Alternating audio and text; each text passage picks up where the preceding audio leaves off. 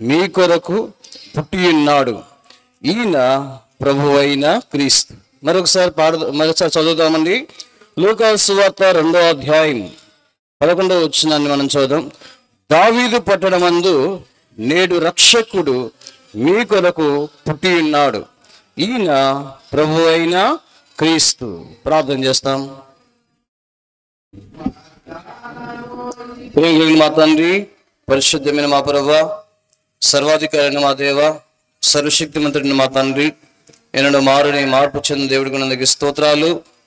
ఈ రాత్రి గల సమయంలో మీ దాసులు రమేష్ నన్ను ప్రేమించి మీరు అనుగ్రహించిన గృహాన్ని బట్టి స్తోత్రాలు. ఈ గృహాన్ని ఆధారం చేసుకుని ఈ రాత్రి సువార్త కూడికను ఈ మందిరం ఈ ప్రాంతంలో ప్రభావ మీరు ఏర్పాటు చేసినందుకు స్తోత్రాలు చేస్తూ ఉన్నాం. ప్రియమైన మా తండ్రి, మరొకసారి సమయంలో మరి మీ వాక్యం కొరకే నిలబడి సమయాన్ని దీవెనకరంగా చేయండి. లూకా సువార్త 2వ అధ్యాయం 11వ వచనం ద్వారా ఈ రాత్రి ఈ స్థలంలో ఉంటున్న మీ ప్రజలైన వారికి మీ మాటలు అందించమని కూడా ప్రార్థన చేస్తా ఉన్నాం. చేరి వచ్చిన మాకు దీవెనకరంగా ఈ రాత్రి ఉండినట్లు సహాయపడమని, ఇద్దరిద్దరు శ్రద్ధాంశమైన మమ్మల్ని తప్పించమని, మీ కృపలకు మమ్మల్ని మేము అప్పగించుకుంటూ సహాయపడమని విశ్వాసంతో యేసుక్రీస్తు వారి పరిశుద్ధమైన నామంలోనే ప్రార్థన చేసి వేడుచున్నాము తండ్రి, ఆమేన్. దయచేసి ఈ రాత్రి దేవుని పరిశుద్ధ గ్రంథంలో నుండి లూకా సువార్త చూడండి 2వ అధ్యాయం, లూకా సువార్త 2వ అధ్యాయం మరి 11వ వచనాన్ని ఈ రాత్రి మనం చదువుదాం. లూకా సువార్త 2వ అధ్యాయము 11వ వచనం చదవండి. దావీదు పట్టణమందు నేడు రక్షకుడు మీ కొరకు పుట్టి ఉన్నాడు.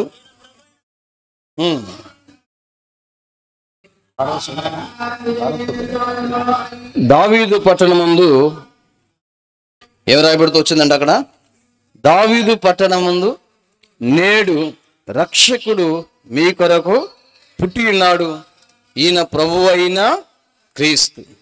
సహజంగా ఎవరైనా ఇంట్లో ఎవరైనా పుడితే ఏమని పిలుస్తామంటే వాళ్ళ ఇంట్లో ఒక బాబు పుట్టాడు అంటాం. ఏమంటామండి? వాళ్ళ ఇంట్లో ఒక బాబు పుట్టాడు అంటాం సహజంగా. ఇంకా కొంతమంది ఒకవేళ ఆడ కూతురు కనుక పుడితే వాళ్ళ ఇంట్లో పాప పుట్టింది అంటాం. సో ఎవరైనా పుట్టిన తర్వాత వాళ్ళ ఇంట్లో ఒకవేళ ఫ్యూచర్లో ఆ వ్యక్తి కలెక్టర్ అయినా కూడా వాళ్ళ ఇంట్లో కలెక్టర్ పుట్టాడు అంటారా? ఒకవేళ ఫ్యూచర్లో ఆ వ్యక్తి డాక్టర్ అయినప్పటికీ కూడా ఆ ఇంట్లో డాక్టర్ పుట్టాడు అంటారా? చూడండి, ఈ లోకంలో ఎవరు కూడా మరి ఊహించని విధానంలో ప్రభువైన యేసుక్రీస్తు వారి జన్మ ఉన్నది అనే విషయాన్ని ఈ రాత్రి మనం జ్ఞాపకం చేసుకుంటూ ఉండాలి.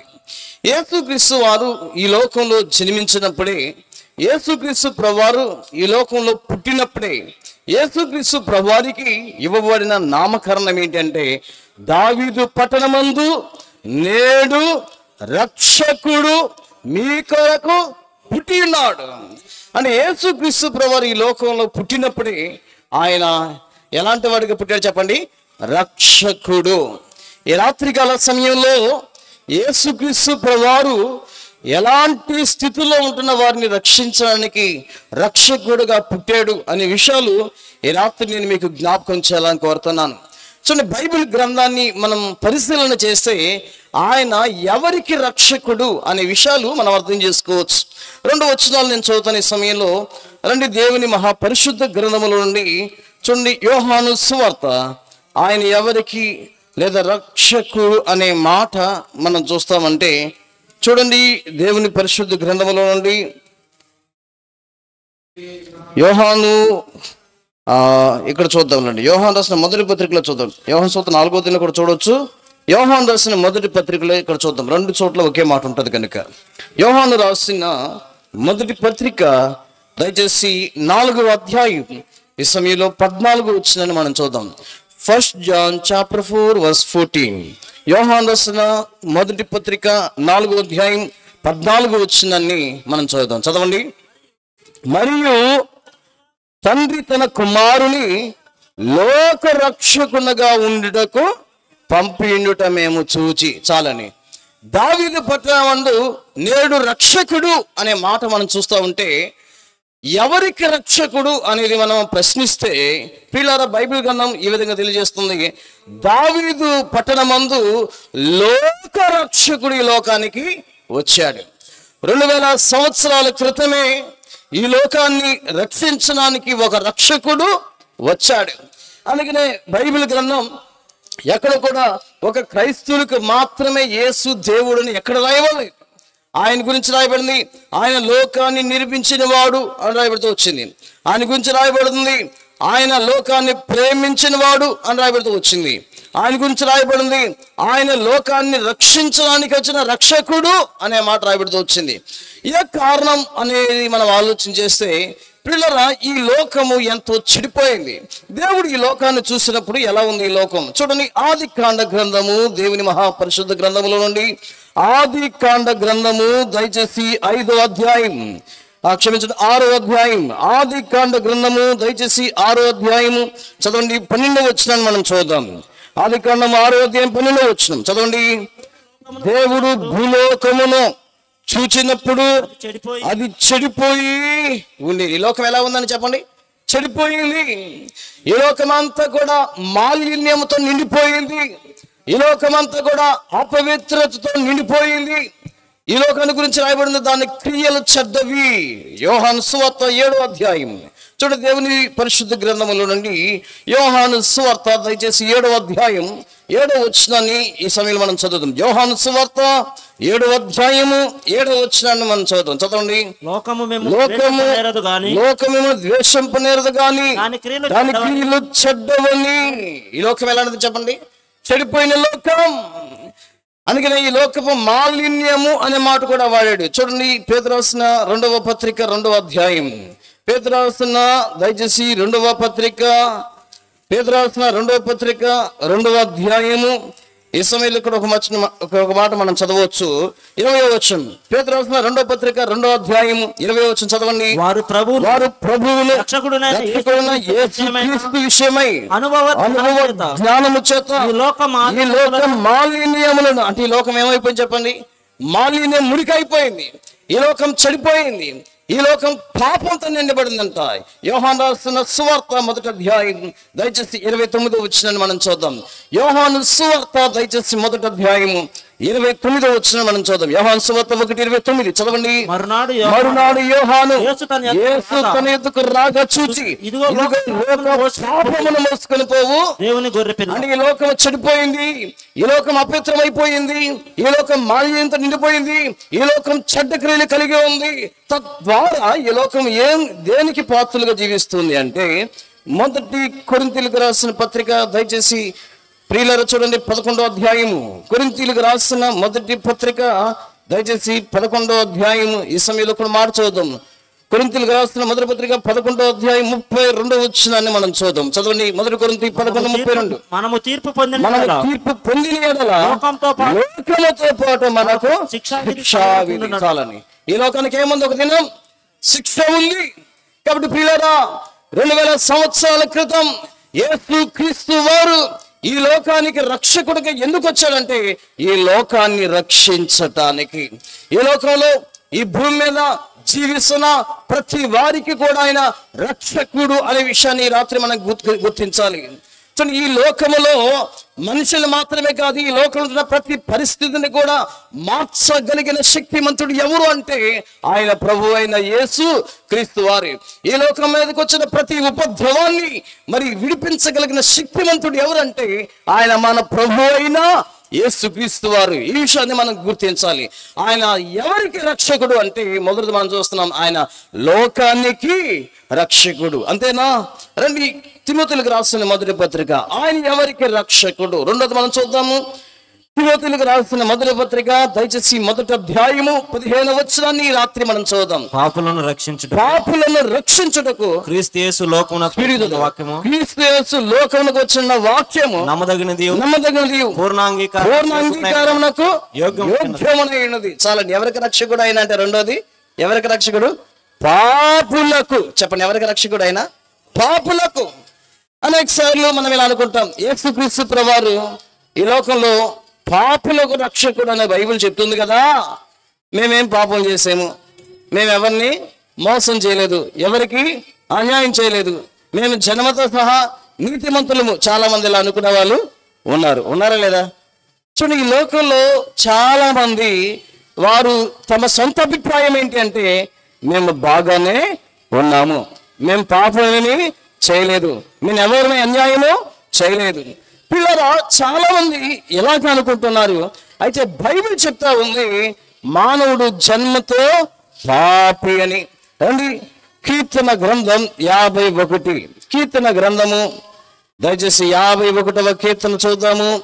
కీర్తన గ్రంథము 51వ కీర్తన, కీర్తన గ్రంథం 51వ కీర్తన. ఈ సమయంలో 5వ వచనాన్ని మనం చూద్దాం. కీర్తన చూడండి, 51వ కీర్తన 5వ వచనం చదవండి. నేను పాపంలో పుట్టినవాడును, పాపులున్న తల్లి నన్ను గర్భంలో ధరించింది. అంటే ఈ లోకంలో మనిషి దేనిలో పుట్టాడు చెప్పండి?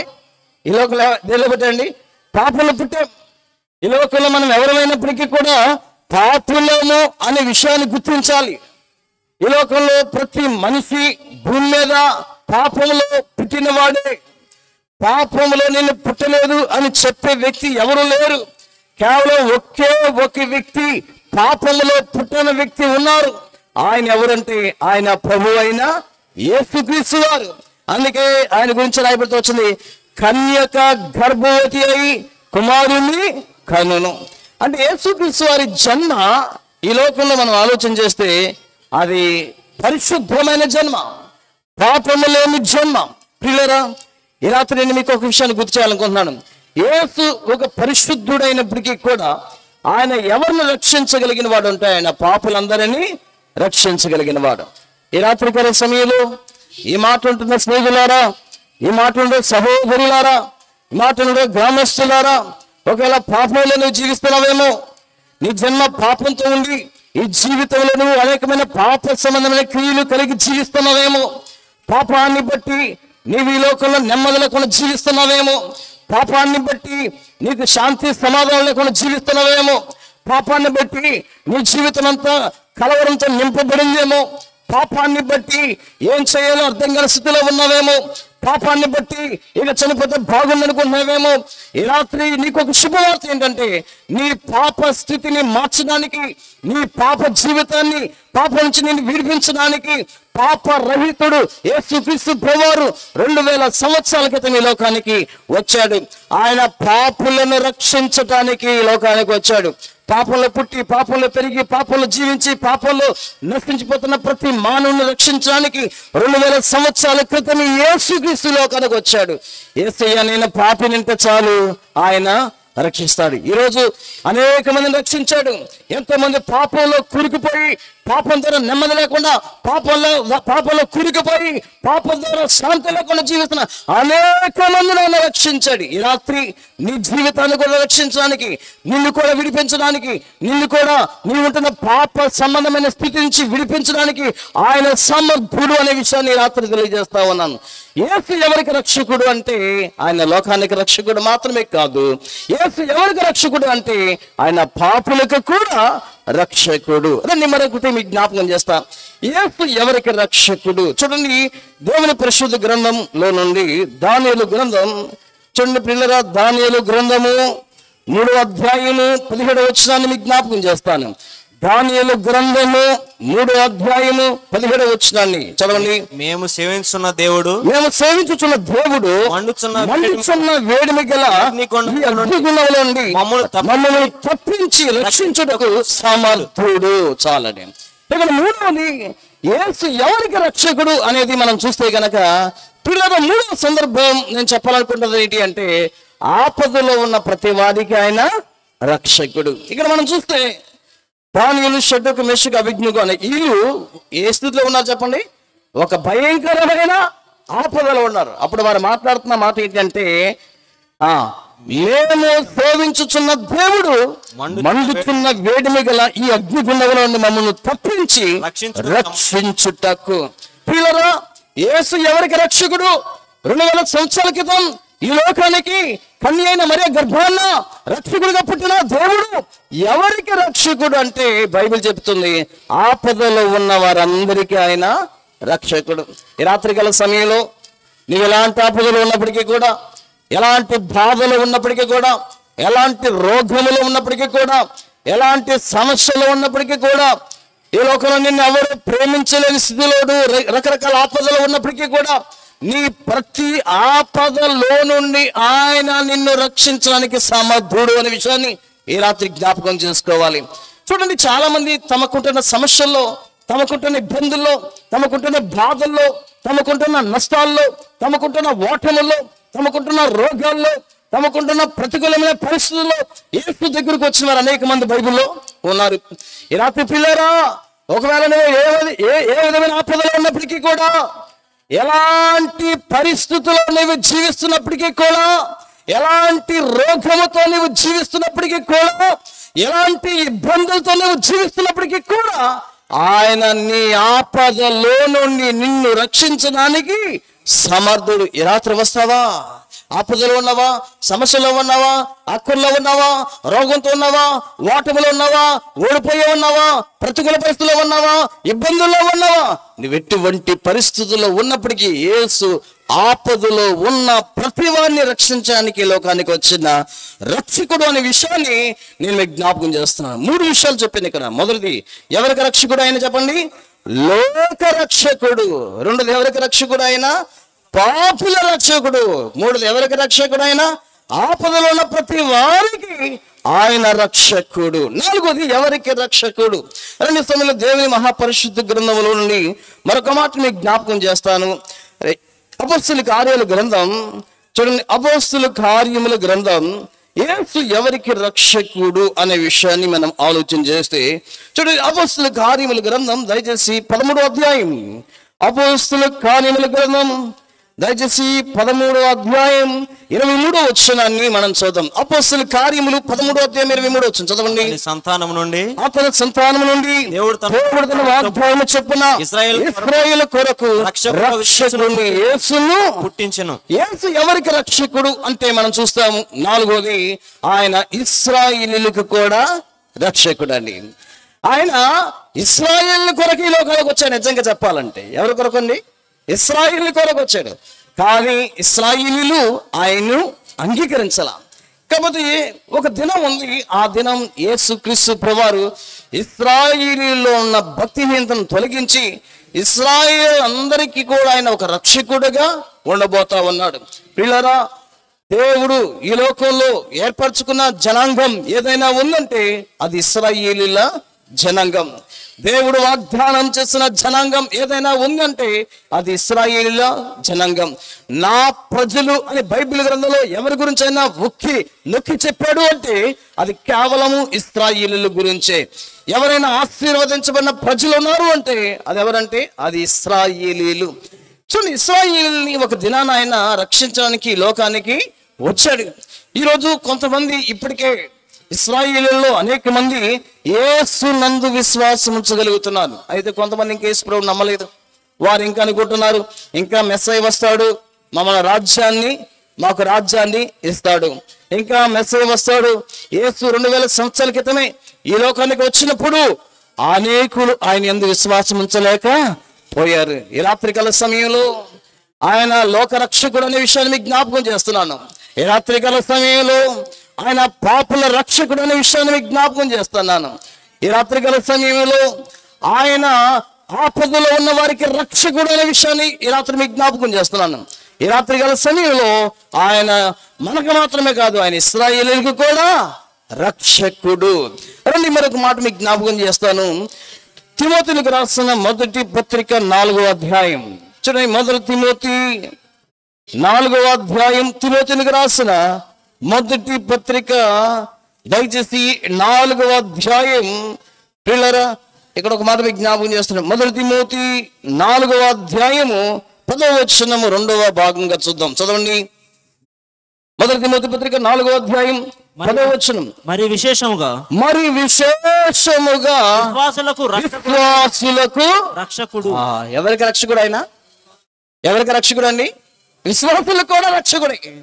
ఎందుకంటే యేసుక్రీస్తు ప్రభునందు ఒక వ్యక్తి విశ్వసించిన తర్వాత, యేసు ప్రభు ద్వారా ఒక వ్యక్తి బాప్తిసం తీసుకున్న తర్వాత ఆ వ్యక్తి మీద సాతాను దాడి ఎంతైనా ఉంటుందండి. అందుకనే చూడండి, దేవుడు నమ్ముకున్న బిడ్డలు అనేక మందిని సాతాను ఏం చేస్తుంది చెప్పండి? ఏం చేస్తాడు సాతానుడు? శోధిస్తాడు. ఏం చేస్తాడు చెప్పండి? శోధిస్తాడు. ఎంతో మంది దేవుని బిడ్డలు బైబిల్ గ్రంథంలో మనం చూస్తే కనుక రక్షించబడిన వారే, బాప్తిసం తీసుకున్న వారే, దేవుని కోసం శూర కార్యాలు చేసిన వారే, విజయవంతమైన కార్యాలు చేసిన వారే, దేవుని పక్షాన నిలబడిన వారే. సాతాను వాళ్ళని వదులుతాడా? సాతాను వదులుతాడా? వదలడండి. అనేక సార్లు సాతాను మన దగ్గర కూడా వస్తాడు, పక్కనే కూర్చుంటా ఉంటాడు, మనకి మెల్లగా చెప్తా ఉంటాడు. కొన్నిసార్లు డాక్టర్ బిల్లీ గ్రహాం గారు ఎలా అన్నాడంటే, ఒక మంచి వర్తమానం డాక్టర్ బిల్లీ గ్రహాం గారు స్టేజ్ మీద వాక్యం చెప్పిన తర్వాత ఒక ఆయన పరిగెత్తుకు వచ్చాడంట. పరిగెత్తుకు నుంచి బ్రదర్ ప్రైజ్ ది లార్డ్ అన్నాడంట. డాక్టర్ బిల్లీ గ్రహాం గారు అంటాడు, చెప్పు ఏంటంటే, ఈ రోజు వాక్యం దుమ్ము లేపిస్తా బ్రదర్, సూపర్ చెప్పామన్నాడంట. అప్పుడు ఆయన అన్నాడంట, బిల్లీ గ్రహాం గారు, మీ అని నాకు ముందే చెప్పాడు అన్నాడంట. ఎవరు మీ అని? ఎవరు? వాడు ముందు వచ్చి చెప్పాడు. సాతాను నీ పక్కనే ఉంటాడు, ఎక్కడ ఉంటాడు చెప్పండి? నీ పక్కనే ఉంటాడు.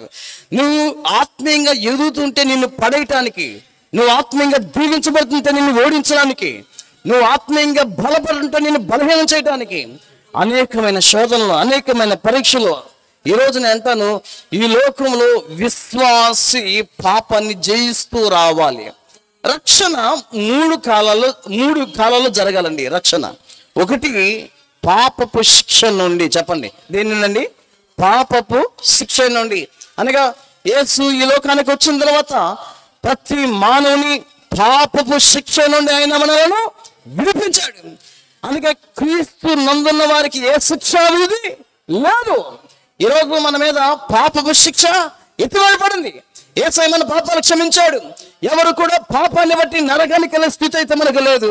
రెండవది, పాపపు శక్తి నుండి రక్షణ కావాలి. దేని నుండి రక్షణ కావాలి చెప్పండి? పాపపు శక్తి. ఈరోజు ప్రపంచంలో పాపపు శక్తి ఉంది. అందుకనే రక్షించబడిన విశ్వాసాన్ని కూడా ఓడించే శక్తి దేని గురించి చెప్పండి? పాపపు శక్తి. అందుకనే యేసుని నమ్ముకున్న తర్వాత మళ్ళీ సినిమానికి వెళ్తున్నారు, పాపంలోకి వెళ్తుంది. పాపపు శక్తి ఉంది లోకంలో. యేసుని నమ్ముకున్న తర్వాత కూడా మళ్ళీ త్రాగుబోతులుగా మారుతున్నారు, పాపపు శక్తి ఉంది, దాన్ని జయించలేకపోతున్నారు. యేసుని నమ్ముకున్న తర్వాత వ్యభిచారం చేస్తున్నారు, పాపపు శక్తి. ఎందుకు ఈ మాట మీకు జ్ఞాపకం చేస్తానన్నానంటే, పాపపు శక్తి నుంచి ప్రతిదినం మనం ఏం పొందాలి చెప్పండి? రక్షణ. అంటే ఇప్పుడు మనకి ఎవరు కావాలి ఈ లోకంలో? నువ్వు ఒకవేళ యేసు నందు విశ్వాసం ఉంచి బాప్తిసం తీసుకుని మారు మనసు పొందినప్పటికీ కూడా నీకు ఒక రక్షకుడు ఉన్నాడు ఈ లోకంలో. ఎవరైనా అంటే ఆయనే యేసుక్రీస్తు. నువ్వు పడిపోయిన తర్వాత, నువ్వు బలహీనమైనప్పుడు, ఓడిపోయినప్పుడు, అయ్యా నా స్థితి ఇది అని చెప్తే తిరిగి నిన్ను సమకూర్చటానికి ఆయన సిద్ధంగా ఉన్నాడు. పేతురు అబద్ధాలు ఆడేసాడు. అబద్ధాలు ఆడేసిన తర్వాత పేతురు దగ్గరికి వచ్చి అపవాది మాట్లాడు ఉంటాడు ఖచ్చితంగా. ఓ పేతురు, నువ్వు యేసు ప్రభు శిష్యుల్లోనే ప్రథమునుడు కదా, నువ్వు పేతురు అబద్ధం ఆడేసావు, ఇంకేంటి నీ జీవితం అని ఉంటే, ఒకవేళ పేతురు గారు కూడా మనలేగా నచ్చా అబద్ధం ఆడేసాను, ఇంకా అయిపోయింది, ఇంకేం విశ్వాస జీవితంలో ఎంత యేసుప్రభు వెనకాల తిరిగి యేసుప్రభుతో కూర్చుని యేసుప్రభుతో చెప్పి శుభ్రంగా ఆయన పెట్టిన 5 రొట్టెలు 2 చేపలు అన్ని తిని ఇన్ని చేసిన తర్వాత కూడా నేను ఓడిపోయాను, పడిపోయాను అని కనుక పేతురు కృంగిపోయి ఉంటే ఒక్క దినము పేతురు నిలబడి వాక్యం చెప్తే 3000 మంది రక్షణ పొందేవాళ్ళు కాదు. కానీ పేతురు గుర్తించింది ఏంటంటే, నాకు రక్షకుడు ఉన్నాడు, నేను పడిపోయినప్పుడు నన్ను లేవనెత్తేవాడున్నాడు, నేను బలహీనమైనప్పుడు నన్ను బలపరచేవాడున్నాడు, నిన్ను శోధించబడుతున్నప్పుడు నన్ను శోధన నుంచి విడిపించేవాడు ఉన్నాడు.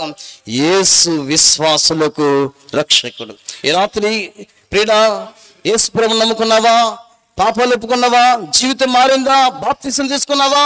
అయితే సాతాను నిన్ను ఓడిస్తున్నాడేమో, సాతాను నిన్ను లాక్కెళ్తున్నాడేమో, సాతాను నిన్ను పడవేస్తున్నాడేమో, సాతాను నిన్ను శోధిస్తా ఉన్నాడేమో, సాతాను నిన్ను నీ ఆత్మీయమైన జీవితంలో నుంచి వెనక్కి లాగుతున్నాడేమో, సాతాను నీకు లోకాన్ని చూపిస్తున్నాడేమో, ఈ లోకపు ఆశలు చూపిస్తున్నాడేమో, నీ శరీరాన్ని ప్రేరేపిస్తూ ఉన్నాడేమో.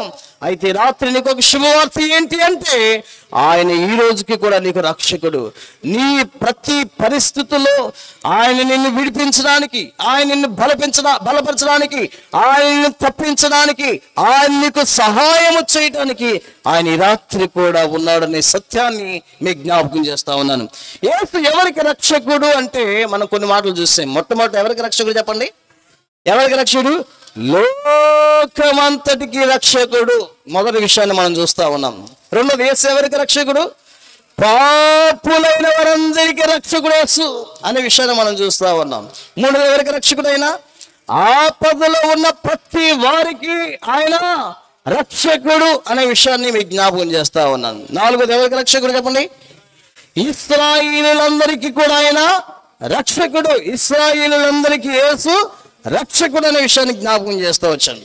ఐదోది ఎవరికి రక్షకుడు అంటే చెప్పండి, ఎవరికి రక్షకుడు? విశ్వాసులకు ఆయన రక్షకుడు. ఆరోది ఎవరికి రక్షకుడు? రండి సమయంలో దేవుని పరిశుద్ధ గ్రంథములో నుండి ఒక మాట మీకు జ్ఞాపకం చేస్తాను. చూడండి, దేవుని పరిశుద్ధ గ్రంథములో నుండి హెబ్రీలకు రాసిన పత్రిక, చూడండి హెబ్రీలకు రాసిన పత్రిక దయచేసి 7వ అధ్యాయం 25వ వచనాన్ని, హెబ్రీ పత్రిక దయచేసి 7వ అధ్యాయము 25వ వచనాన్ని ఈ రాత్రి మనం చదువుదాం. చదవండి. తన ద్వారా ఈయన తన ద్వారా దేవుని యొద్దకు వచ్చి వారి పక్షమున విజ్ఞాపన చేయుటకు నిరంతరము జీవించుతున్నాడు కనుక వారిని సంపూర్ణంగా రక్షించుటకు శక్తిమంతుడై శక్తిమంతుడు. చాలండి. సో దేవుడు ఎవరికి రక్షకుడు? ఈ రాత్రి 2000 సంవత్సరాల క్రితమే బెత్లెహేమ్ అనే గ్రామంలో దావీదు పట్టణమందు నేడు రక్షకుడు పుట్టి ఉన్నాడు అన్న రక్షకుడు ఎవరికి అంటే బైబిల్ అంతా రాయబడుతూ వచ్చింది, దేవుని యొద్దకు వచ్చు వారందరినీ రక్షిస్తున్నాడు. ఈరోజు అంటాడు ఎవరికి రక్షకుడు అంటే ఆయన తన యొద్దకు వచ్చు వారందరికీ. అందుకే 1 తిమోతి 4వ అధ్యాయం 10వ వచనంలో మొదటి లైన్ ఏం రాయబడింది? తిమోతిలకు రాసిన మొదటి పత్రిక 4వ అధ్యాయం 10వ వచనం ఏం రాయబడిందండి చెప్పండి? 1 తిమోతి అందరికీ రక్షకుడును. ఎవరికి రక్షకుడు అయినా? ఎవరైతే ఈ రాత్రి ఆయన ఎద్దుకు వస్తారో అందరికీ. అంటే కొన్నిసార్లు ఎలా అనిపిస్తుంది మనకి? ఎలా అనిపిస్తుంది అంటే కొంతమంది భయంకరమైన పాపంలో ఉన్న వాళ్ళు ఏమనుకుంటారంటే, నేను ఇంత తాగుబోతును కదా, నన్ను కూడా రక్షిస్తాడా? బైబిల్ చెప్తుంది తన యొద్దకు వచ్చు వారందరికీ. నువ్వే కులమైనా, నువ్వే మతమైనా, నువ్వే స్థితిలో ఉన్నా, నువ్వే ప్రాంత ప్రజమైనా, నువ్వు ఎటువంటి స్థితిలో ఉన్నా యేసు యొద్దకు వస్తే బైబిల్ రాయబడుతుంది తన యొద్దకు వచ్చు వారందరికీ ఆయన రక్షకుడు. ఈ రాత్రికాల సమయంలో యేసు రక్షించలేని వ్యక్తి భూమి మీద లేడండి. యేసు క్షమించలేని వ్యక్తి భూమి మీద లేడండి. యేసు ప్రేమించలేని వ్యక్తి భూమి మీద లేడండి. యేసు విడిపించలేని వ్యక్తి భూమి మీద లేడండి. యేసు స్వస్థపరచలేని వ్యక్తి భూమి మీద లేడండి. ఆయన అందరికీ. ఒకవేళ ఈ రాత్రికాల సమయంలో నీవు గనక ఆయన యొద్దకు వస్తే ఆయన నిన్ను రక్షిస్తాడు. నువ్వు ఎవరైనా పర్లేదు. కొన్నిసార్లు మనకి ఎలా అనిపిస్తూ ఉంటుంది, నేను చాలా దుర్మార్గుండు కదా, నేను నా భార్యను తిట్టాను, నా తల్లిదండ్రులను దూషించాను, తాగుబోతుగా మారాను, వ్యభిచారిగా మారాను, జూదమాడుతూ ఉన్నాను, నన్ను లోకంలో ఎవరు ప్రేమించరు, నా తల్లిదండ్రులు నన్ను ప్రేమించరు, నా భార్య నన్ను ప్రేమించదు, నా పిల్లలు నన్ను ప్రేమించరు కదా, అందరూ నన్ను ఆశ్రయించుకున్నారు కదా అనుకుంటున్నావు. ఈ రాత్రి బైబిల్ చెప్తుంది, ఈ రాత్రి నీవు దేవుని యొద్దకు రావటానికి ఇష్టపడితే బైబిల్ ఏమంటుందంటే, దేవుని యొద్దకు వచ్చు వారందరినీ ఆయన సంపూర్ణంగా రక్షించడానికి సమర్థుడు. ఈ రాత్రి ఎవరైనా పర్లేదండి.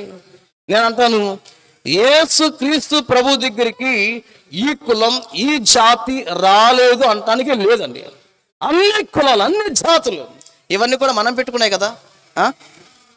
మత్తిలో నుండి వచ్చింది ఈ మతాలన్నీ కూడా, అంతే కదా, కల్పితం. నేను అనుకుంటున్నాను ఈ లోకంలో ఉన్న ఎవరైనా సరే ఆయన దృష్టికి సమానులే. ఎవరండి? అంబేద్కర్ చెప్పక మునిపే ఆయన ఎప్పుడో చెప్పాడు ఆయన దృష్టికి ఏ భేదమో లేదు, ఆయన దృష్టికి భేదాలు లేవు. ఈ రాత్రి ప్రియుడా నువ్వు ఎవరైనా, ఈ రాత్రి ప్రియుడా నువ్వు ఏ స్థితిలో ఉన్నా, ఈ రాత్రి ప్రియుడా నువ్వు యేసు యొద్దకు రావటానికి ఇష్టపడితే బైబిల్ అంటుంది తన యొద్దకు వచ్చు వారందరిని రక్షించడానికి యేసు సమర్థుడు. అమ్మా ఈ రాత్రి నువ్వే స్థితిలో ఉన్నావు సహోదరుడా, ఈ రాత్రి నువ్వే స్థితిలో ఉన్నావు సహోదరి, ఈ రాత్రి నువ్వే స్థితిలో ఉన్నావు. నీ స్థితిగతులను మార్చడానికి, నీ జీవితాన్ని రక్షించడానికి, నీకుంటున్న లోకం నుంచి విడిపించడానికి, నీకుంటున్న పరిస్థితుల నుంచి లేవనెత్తడానికి, నీకుంటున్న కష్టాల నుంచి విడిపించడానికి యేసు ఈ లోకానికి 2000 సంవత్సరాల క్రితమే వచ్చాడు. ఆయన ఎవరికి రక్షకుడు అంటే తన యొద్దకు వచ్చు ప్రతి వారికి ఆయన రక్షకుడు. 6 విషయాలు చెప్పండి. మొదటి విషయం ఏంటంటే ఎవరికి రక్షకుడు? మనకు కాదనుకుంటున్నారండి. ఎవరికి రక్షకుడు? లోకమంతటికి రక్షకుడు యేసు. రెండోది ఎవరికి రక్షకుడు? ఆయన పాపులైన వారందరికీ రక్షకుడు యేసు. మూడోది ఎవరికి రక్షకుడు? ఆయన ఆపదలో ఉన్న ప్రతి వారికి రక్షకుడు యేసు. నాలుగోది ఎవరికి రక్షకుడు? ఆయన ఇశ్రాయేలీయులకు కూడా రక్షకుడు యేసు ప్రభువే. ఐదోది ఎవరికి రక్షకుడు? ఆయన విశ్వాసులకు కూడా రక్షకుడు యేసుక్రీస్తు ప్రభువే. ఆరోది ఎవరికి రక్షకుడు? ఆయన అంటే చూడండి, తన యొద్దకు వచ్చు వారందరికీ కూడా ఆయన రక్షకుడు. ఈ రాత్రి ఆయన దగ్గరకు వస్తావా? ప్రభువా నేను పాపినంటే చాలు, దేవుడు నువ్వే స్థితిలో ఉన్నప్పటికీ కూడా ఆయన నిన్ను రక్షించడానికి సమర్థుడు కనుకనే ఈ రాత్రి కాల సమయంలో ప్రభునితో మాట్లాడుతున్నాడు. నీ స్థితిగతి నుంచి మార్చి దీన్ని విడిపించడానికి సమర్థుడును నేనే. చూడండి, మరొక మాట మీకు జ్ఞాపకం చేస్తాను దేవుని పరిశుద్ధ గ్రంథముల నుండి. ఆయన ఎవరికి రక్షకుడు అంటే మత్తయి సువార్త 8వ అధ్యాయం. మత్తయి సువార్త దయచేసి 8వ అధ్యాయం. మత్తయి సువార్త 8వ అధ్యాయం 24-25 వచనాన్ని మనం చదువుదాం. చదవండి. వారు ఆయన ఎద్దుకు వచ్చి ప్రభువా నశించిపోతున్నాము, మమ్మల్ని రక్షించుమని చెప్పి. చాలండి. యేసు ఎవరికి రక్షకుడు అంటే ఆఖరిది చెప్పండి. ఎవరికి రక్షకుడు? ఆయన నశించిపోయే ప్రతి వారికి. అందుకని 2000 సంవత్సరాల క్రితం యేసుక్రీస్తు ఈ లోకానికి వచ్చినప్పుడు ఆయన గురించి ఈ మాట రాయబడుతూ వచ్చింది. లోకాసు వార్త 19వ అధ్యాయం. దయచేసి చూడండి, లోకాసు వార్త 19వ అధ్యాయం 10వ వచనాన్ని మనం చూస్తే, నశించిన దానిని రక్షించడానికి కుమారుడు వచ్చునని, మనిషి కుమారుడు వచ్చునని. యేసు ప్రభు ఈ లోకానికి ఎందుకు వచ్చాడు చెప్పండి? యేసు ప్రభు ఎందుకు వచ్చాడండి? నశించిపోయే ప్రతి మానవుల్ని రక్షించడానికి లోకానికి వచ్చాడు. మనం అందరం కూడా గొర్రెలు తోవ తప్పిపోయేవని బైబిల్ గ్రంథం తెలియజేస్తా ఉంది. మళ్ళీ నిర్మించిన నిర్మాణకుడు ఆకాశమందు ఉన్నాడని, ఆకాశమందు దేవుడు ఉన్నాడని, దేవుని భయం లేకుండా ప్రతి మనిషి కూడా తనకు నచ్చిన త్రోవలో నడుస్తూ, తమకు నచ్చిన మార్గాల్లో వెళ్ళిపోతూ, తనకు నచ్చినవి పూజిస్తూ, తమకు నచ్చినట్టు జీవిస్తూ మనిషి దేవుని మాట వినక దేనికి వెళ్ళిపోయాడంటే నాశనానికి పాత్రుడైపోయాడు. అందుకనే బైబిల్ కన్నా చెప్తుంది, యెహోవా మాట వినక నశించిపోవువారు అని రాయబెడుతూ వచ్చింది. ఈరోజు ఈ రాత్రికాల సమయంలో ఒకవేళ మాట్లాడే స్నేహితులారా, అమ్మాయ్యా చెల్లి తమ్ముడు నువ్వు ఎవరివైనా, నీ పేరేదైనా, నీ వయసు ఏదైనా, నువ్వు ఎక్కడ కూర్చున్నా, ఒకవేళ ఈ స్థలానికి రాకపోయినా, డాబా మీద ఉంటున్నా, పైనుంచి వింటున్నా, ఇంట్లోంచి వింటున్నా, కిటికీలోంచి వింటున్నా, రోడ్డు మీద నుంచి వింటున్నా, నువ్వు ఎవరివైనా ఈ రాత్రి నేను అంటున్నాను, దేవుని మాట వెనుక భూమి మీద ప్రతి మానవుడు తనకిష్టమైన త్రోవలో నడుస్తూ పాపంలో జీవించి నడుస్తున్న ప్రతి మానవుడు ఈ లోకం వదిలిన తర్వాత ఒక స్థలానికి వెళ్ళక తప్పదు. ఆ స్థలమే నిత్య నరకం. ఏ నరకం చెప్పండి? నిత్య నరకం. బైబిల్ గ్రంథంలో రాయబడింది నరకానికి వెళ్ళే వారి గురించి. ప్రకటన గ్రంథం దయచేసి చూడండి, దేవుని పరిశుద్ధ గ్రంథములోంచి ప్రకటన గ్రంథము దయచేసి 14వ అధ్యాయం 11వ వచనం.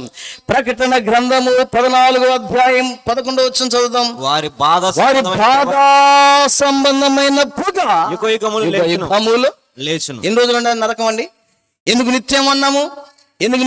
ఒక్కసారి యేసును నమ్ముకోకుండా, ఒక్కసారి జీవితం మార్చుకోకుండా, ఒక్కసారి నీ పాపం క్షమించబడుకోకుండా ఒక్కసారి గనక ఈ లోకంలో కన్ను మూస్తే, ఈ రాత్రి గనక నీవు కన్ను మూసే లోపు యేసును నమ్మకుండా గనక ఈ లోకాన్ని ముగిస్తే ఎక్కడ ఉంటాం తెలుసా? ఎక్కడ తెలుస్తాం తెలుసా? ఎక్కడ ఉంటామండి మనం? నిత్య నాశనం, నిత్య నరకం. ఎన్ని రోజులు ఉంటుంది నరకము? ఒక వారం ఉంటుందా? ఎన్ని రోజులు ఉంటుంది నరకము? ఒక నెల ఉంటుందా? ఎన్ని రోజులు ఉంటుంది నరకము? ఒక 2 సంవత్సరాలు ఉంటుందా? ఎన్ని రోజులు ఉంటుంది నరకం? బైబిల్ చెప్తుంది యుగాలు. ఇప్పుడు అనుకుందాం, ఫర్ ఎగ్జాంపుల్, ఉదాహరణకి బైబిల్ గ్రంథంలో ధనవంతుడు లాజర్ అనే ఒక 2 వ్యక్తులు భూమి మీద జీవించారు. ఎప్పుడు జీవించారు వాళ్ళు? ఎప్పుడు జీవించారు చెప్పండి? మోషే భూమి మీద జీవించిన దినాల్లో జీవించిన వ్యక్తులే ధనవంతుడు లాజర్. అందుకే అంటాడు కదా, అయ్యా భూమి మీద ఎవరున్నారు? మోషే ప్రవక్తలు ఉన్నారు, వారి దగ్గరికి వెళ్ళు అంటే మోషే జీవించిన దినాల్లో బ్రతికిన ఒక 2 వ్యక్తుల గురించి యేసు ప్రభు తన దినాల్లో ఎత్తి చెప్తున్నాడు. ఎందుకు? ఈ లోకాసువార్త 16వ అధ్యాయాన్ని చరిత్ర అంటాము, కథ అన్నమండి. కథలో చూడండి, ఉపమానాల్లో కానీ కథల్లో కానీ పేర్లు ఉండవు. బైబిల్ గ్రంథం మీరు ఏ ఉపమానమైనా తీసుకోండి, ఏ కథలైనా తీసుకోండి, పేర్లు మెన్షన్ చేయలేదు. కానీ చరిత్రలో మాత్రమే పేర్లు ఉంటాయి. అందుకని ఆ దినాల్లో అబ్రహాము గురించి పేరు రాయబడింది, లాజరు గురించి పేరు రాయబడింది, మోషే గురించి కూడా పేరు రాయబడింది. అందుకే మనం బైబిల్ గ్రంథంలో చదివేటప్పుడు చాలా జాగ్రత్తగా చదవాలి. లోకాసువార్త 16వ అధ్యాయం కథ అని ఎప్పుడు కూడా అనకూడదు, అది చరిత్ర. యేసు ప్రభువారు మోషే జీవించిన దినాల్లో బ్రతికి ఉన్న ఇద్దరు వ్యక్తుల గురించి తన దినాల్లో ఉపమాన రీతిగా ఆయన మాట్లాడుతూ చెప్తా ఉన్నాడు. ఇప్పుడు అనుకుందాం, ఫర్ ఎగ్జాంపుల్ మోషే దినాల్లో చనిపోయాడు ధనవంతుడు అనుకోండి. మోషే దినాల్లో చనిపోయాడు ధనవంతుడు. ఏమని? మోషే దినంలో చనిపోయాడు ధనవంతుడు. ఇప్పటికి దరిదాపు అంటే అబ్రహాం తినివేసుకోండి, అబ్రహాంతో మాట్లాడుతుంది కాబట్టి. అంటే ఇప్పటికి అబ్రహాము దగ్గర ఎన్ని సంవత్సరాల వ్యక్తి అంటే మనం చూస్తే 4000 సంవత్సరాల క్రితం. అంటే ధనవంతుడు ఎన్ని సంవత్సరాలు జీవించుంటాడు ఈ భూమి మీద? ఎన్ని సంవత్సరాలు జీవించుంటాడు? గట్టిగా అనుకుంటే ఒక 100, అంతే కదా. పోనీ వేసుకోండి, పోనీ మీ లెక్క కోసం 150 వేసుకోండి. పోనీ 150 సంవత్సరాలు జీవించాడేమో ధనవంతుడు. 150 సంవత్సరాలు సుఖం జీవించాడేమో ధనవంతుడు. 150 సంవత్సరాలు ఇష్టానుసారంగా జీవించాడేమో ధనవంతుడు. 150 సంవత్సరాలు తిరిగి తాగాడేమో ధనవంతుడు. 150 సంవత్సరాలు దైవ భయంలో జీవించాడేమో ధనవంతుడు. చచ్చాడు. ఎన్ని సంవత్సరాలు అయింది ఇప్పటికి? 4000 సంవత్సరాలు. ఇప్పుడు ఎక్కడున్నాడు చెప్పండి? కాలిపోతున్నాడు. ఇంకా అవలా. ఒక దినాన దేవుడు మధ్యాకాశానికి వచ్చిన తర్వాత, సంఘం ఎత్తబడిన తర్వాత, 1000 పరిపాలన తర్వాత, దేవుడు ధవలమైన మహాసింహాసనం మీద కూర్చుండిన తర్వాత ఆయన తీర్పు తీర్చి యుగ యుగాలు ఉండే నరకానికి పంపిస్తాడు. అంటే ఈ లోకంలో ఎంతకాలం బతికింది? ఒక 100 సంవత్సరాలు బతికి ఎంతకాలం నష్టపోవాలి చెప్పండి? యుగ యుగాలు. చాలా మంది అనుకుంటారు నరకముందా, పరలోకముందా, మీరు వెళ్ళి చూసి వచ్చారు అంటారు. బైబిల్లో రాయబడుతూ వచ్చింది, పరలోకం నుంచి వచ్చిన వ్యక్తి మాకు చెప్పాడు. ఎవరాయన అంటే, నేను పరలోకం నుంచి దిగి వచ్చాను. ఎవరు వచ్చారు చెప్పండి? ఇప్పుడు కొన్ని మండవల్లో ఏముంది? మండవల్లో ఏదో ఉందనుకోండి, మీ ఎవరికి తెలియదు. మండవల్లో నుంచి వచ్చిన వ్యక్తి చెప్తే నమ్మాలా వద్దా? నమ్మాలి.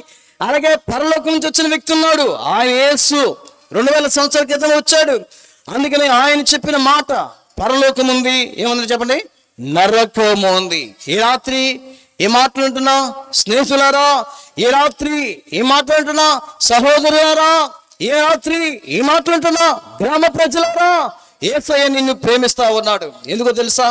నీవు పాప జీవితాన్ని బట్టి, నీవు దేవునికి అవిధేయతగా జీవించిన జీవితాన్ని బట్టి, నీకు నచ్చిన మార్గంలో ప్రయాణిస్తున్న జీవితాన్ని బట్టి, నీవు దేవుని మాటను లెక్క చేయకుండా దేవునికి దూరంగా జీవించిన జీవితాన్ని బట్టి ఈ లోకం వదిలిన తర్వాత నిత్య నరకం ఉందని బైబిల్ చెప్తుంది. అది నిత్య నాశనం.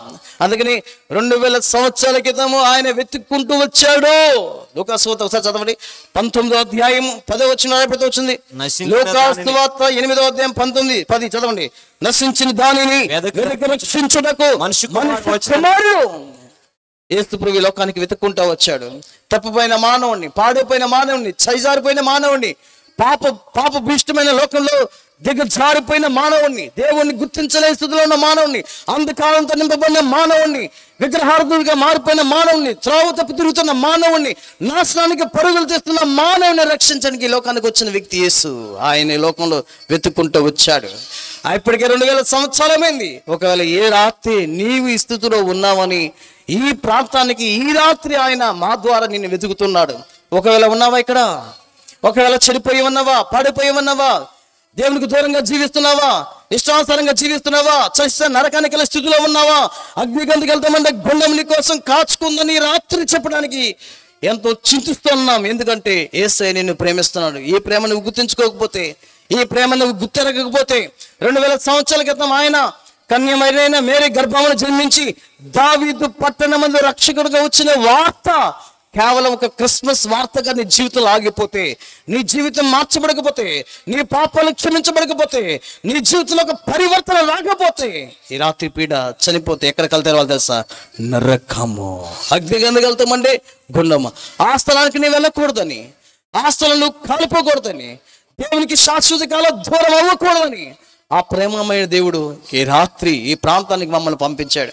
ఎందుకో తెలుసా? చెప్పండి. ఈ రాత్రి ఒకరి ఈ ప్రేమ వార్త విని కూడా, ఈ దేవుని వార్త విని కూడా, ఈ రక్షణ వార్త విని కూడా నీ హృదయాన్ని కఠినం చేసుకుంటే ప్రియుడా, ఏ దినం ఈ లోకాలని మనం వదులుతామో తెలియదు. ఏ రోజు కన్ను మూస్తామో మనకు తెలియదు.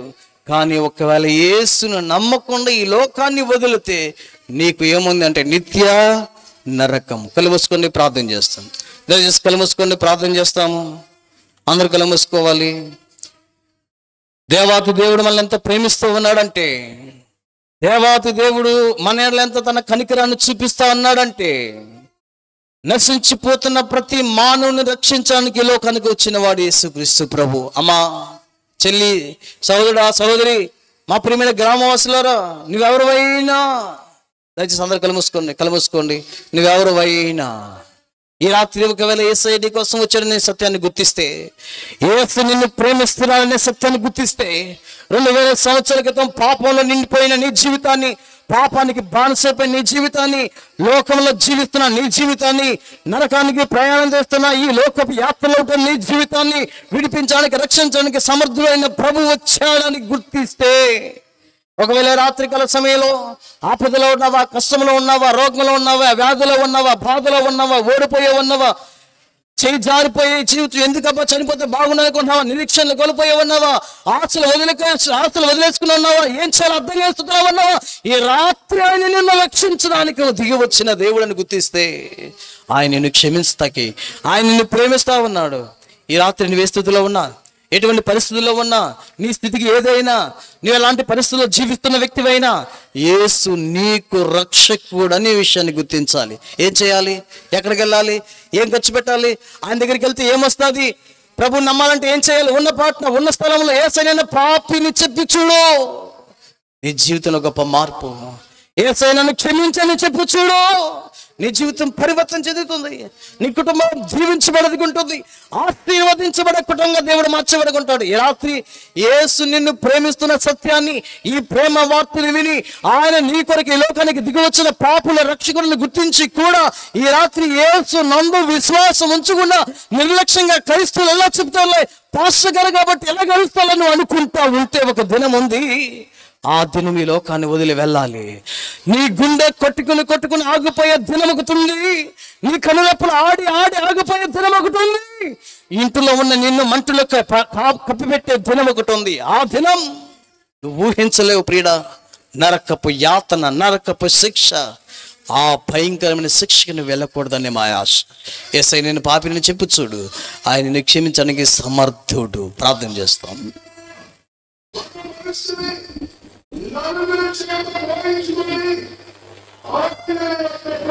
మా తండ్రి, పరిశుద్ధమైన మా ప్రభువా, తిరిగి మరొకసారి మీ ప్రిపాదముల చెంత మా ప్రభు రక్షకుడైన యేసుక్రీస్తు వారి నామములో ఈ రాత్రికాల సమయంలో తండ్రి, మీరు వాళ్ళని ప్రేమించి అనుగ్రహించిన ఈ దినం బట్టి స్తోత్రాలు. పరిశుద్ధమైన మా ప్రభువా, ప్రేమ స్వరూపి, మీరు లోకానికి రక్షకుడుగా వచ్చాడని, ఎలాంటి రక్షకుడు అనే విషయాలు మీరు బయలుపరిచారు. దాన్ని బట్టి స్తోత్రాలు చెల్లిస్తూ ఉంటున్నాం తండ్రి. ఈ రాత్రికాల సమయంలో యేసు లోకానికి రక్షించడానికి వచ్చిన రక్షకుడు ఎవరికో కాదు, నాకే అని రాత్రి ఎవరైతే గుర్తిస్తారో, ఎవరైతే పిచ్చెత్తపడతారో, ఎవరైతే ఒప్పుకుంటున్నారో వారందరిని బట్టి స్తోత్రాలు చెల్లిస్తూ ఉన్నాం. కాబట్టి తండ్రి, ఈ రాత్రి రక్షణ తీర్మానము కలిగి ఎవరైతే జీవిస్తున్నారో వారిని మీరు సంపూర్ణంగా రక్షించడానికి సమర్థుడు. ప్రభు, ఇంకెవరైనా ఈ మాటలు నిర్లక్ష్యంగా జీవించి ఉంటే దయచేసి కనికరించి మరొక తరుణం దయచండి. ఈ రాత్రి ఎరుసలేము నుంచి మీ బిడ్డలు తీసుకొచ్చిన విధానం బట్టి కూడా స్తుతిస్తూ మరొకసారి నైనా కనికరం కలిగి మీ హస్తాలకు అప్పచెప్పుకుంటూ విత్తమైన వాక్యం నీరుకిటి ఫలింప చేయమని మహిమ, ఘనత, స్తుతి, ప్రభావం మీకు ఆరోపిస్తూ యేసుక్రీస్తు వారి పరిశుద్ధమైన నామంలోనే స్తుతించి ప్రార్థన చేసి వేడొచ్చున్నాము తండ్రి. ఆమేన్. మన తండ్రి దేవుని ప్రేమ, కుమారుని యేసుక్రీస్తు వారి కృప, పరిశుద్ధాత్మ దేవుని అన్యోన్య సహవాసం ఇప్పుడు ఎల్లప్పటికీ చేయని వారికి సకల పరిశుద్ధులకి ప్రభు రాకడ వరకు తోడై ఉండి నడిపించును గాక. ఆమేన్.